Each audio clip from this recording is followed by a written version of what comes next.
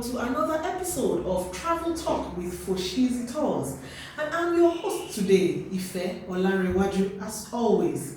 Today we have an interesting topic to discuss, and the topic is visas. Yes, visas. So many people have asked me many questions on visas, and we decided to put this episode together to answer your numerous questions on visas. I will not be handling this discussion alone. I have a veteran, an expert, a professional who handles visas for Foshizi Tours, and he's with me in the studio today, and he will be doing justice to the topic of visas. Are there questions you have on visas? Stay tuned and don't turn this off.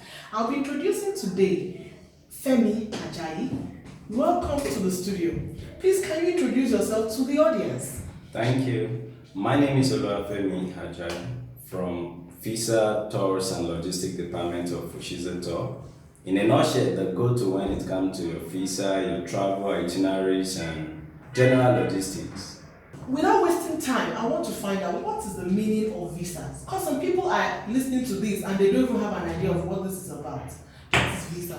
Alright, visa is said to be a conditional authorization that is given by a territory to foreigners who are seeking entrance into that territory. But we need to take note of some specific words when it comes to the definition of visa. First and foremost, the conditional authorization. For the mere fact that visa is an authorization, it means every category of visa has conditions that are attached to them. For instance, if you're given a tourist visa, it is one of the conditions that you are not permitted to work with it. So, in applying for visa, we should pay attention to the conditions attached to each and every category. Not that alone, we are talking about conditional authorization given to a foreigner who is seeking entrance to remain in a particular country for a specific period of time. That is, we need to bear in mind that every category of visa has specific duration of time you are to stay in that particular territory.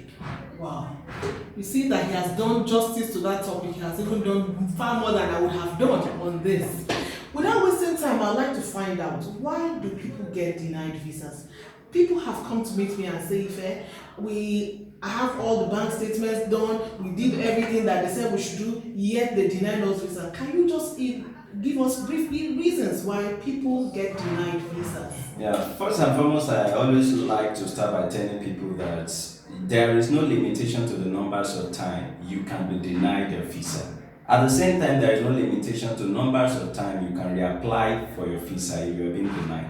But amidst all several conditions or reasons for visa refusal, the specific ones are: number one, the agent or agency you contacted in processing your visa. We have a lot of people out there who will tell you they can handle your visa processing, bring it to them, but then in the long run, it will not yield the results you want. Not that alone, incomplete documentation is another thing. The same way we have series of categories of visas, there are specific documents that are required for each category. So the first thing you need to pay attention to is the document that support the category of visa you're applying for. What type of documentation are you talking about when you say incomplete documentation as a reason for denial of visa? When it comes to documentation, the first thing, like I've earlier on said, is first you need to consider the type of visa you're applying for.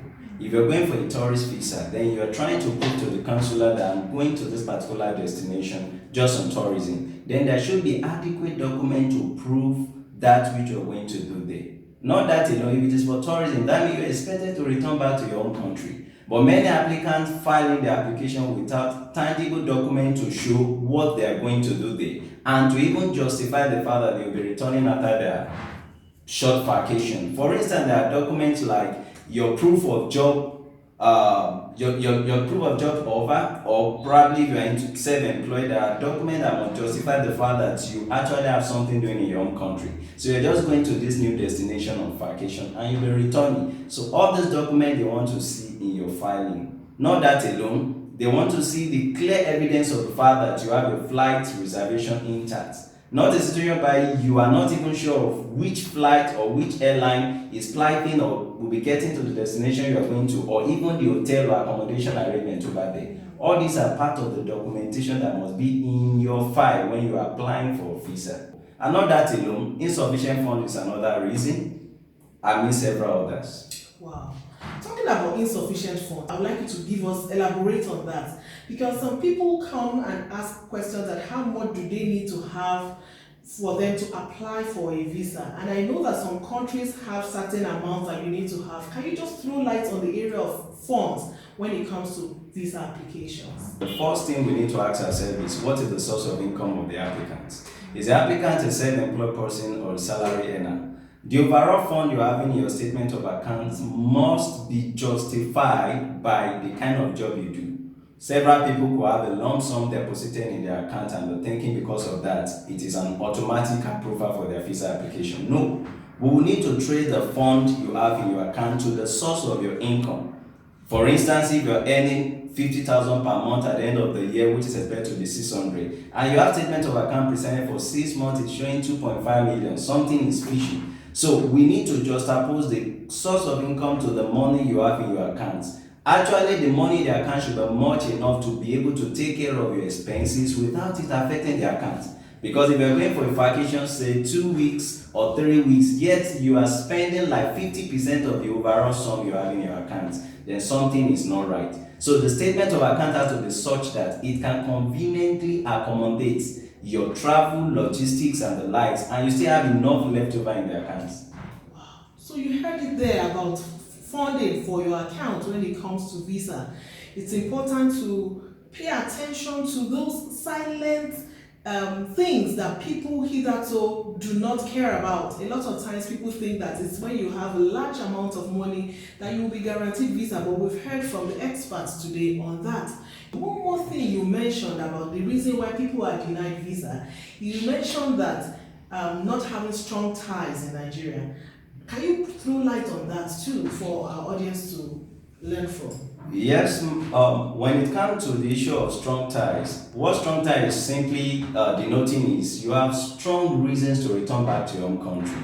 For instance, if you are self-employed, your business is one key reason to prove to them that you have a business that is doing well, and you won't for any reason forgo or forsake this business and abscond wherever it is you're going to. So the business has to be supported. There should be documents to show how your business is trending. Part of the documents is your business registration, your tax clearance, which shows the financial status of your business. Not that alone, as part of your strong ties to your home country is your marriage certificate. That is for those that are married. Of course, we still have cases of Nigerians, and husband leaving the wife and absconding over there wherever it is he travel to. But beyond these are documents that will help them to know that you have something doing in your own country, and for any reason abscond this for any new destination you're going to. Thank you very much for coming. We're going to be having a part 2 of this visa discussion, and I would want you to stay tuned for our next video where we'll be discussing other questions on visa processing and application.